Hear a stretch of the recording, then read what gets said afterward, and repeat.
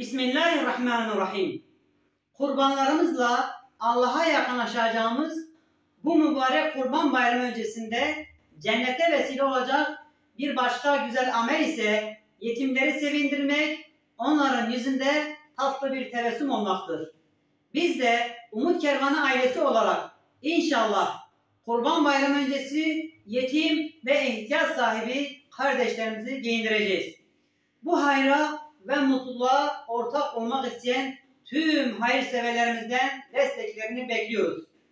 Rabbim yaptığınız ve yapacağınız tüm hayırları kabul ve makbul eylesin. Bizleri Kurban Bayramı'na kavuştursun. Bismillahirrahmanirrahim.